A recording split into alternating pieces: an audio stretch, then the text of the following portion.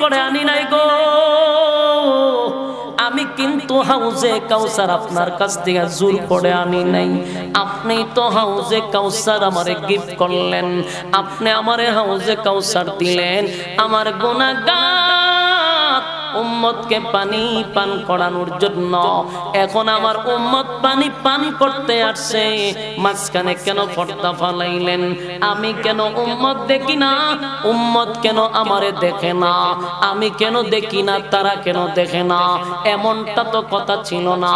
আল্লাহ পানি আপনি আমারে গিফট করছেন আমার গুনাহগার উম্মতরে পানি পান করাইয়া কলিজা ঠান্ডা করে দেওয়ার জন্য, কিন্তু আমি পানি পান করাইতে চাই, মাঝখানে পর্দা পড়ে যায়, আমিও তাদেরকে দেখি না, তারাও আমারে দেখে না।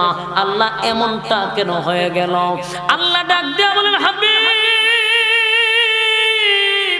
আমি যা জানি আপনি নবী তা জানেন না, আমি যা জানি আপনি নবী তা জানেন না।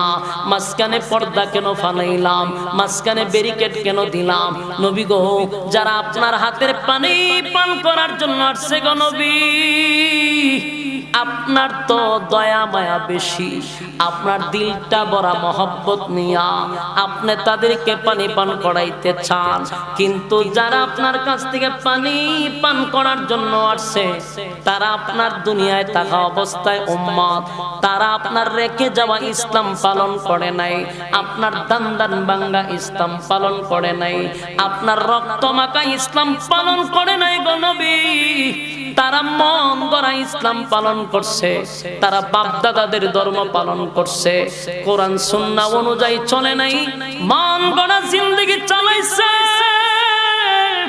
তাই আমি মালিক নিয়ত করলাম তাদেরকে আপনার বরকতি হাতের পানি আমি পান করাইতে দিব না। আপনার রেখে যাওয়া ইসলাম তারা পালন করে নাই, আপনার আমানত রেখে যাওয়া ইসলাম পালন করে নাই, মন গড়া জিন্দেগি চালাইছে, এমন উম্মতকে আপনার মুখের আপনার হাতের পানি পান করাইতে দিব না। আল্লাহর নবী সেদিন চোখের পানিগুলো ছেড়ে দিয়া বলবে, উম্মতেরা রে, আমি না তোদের কাছে ইসলামটা আমানত রাখছিলাম। আশিক রাসূল দিলের কান লাগাইয়া শুনেন গো, আমার নবী সেদিন হাসরের মাঠে হাউজে কাউসারের পাড়ে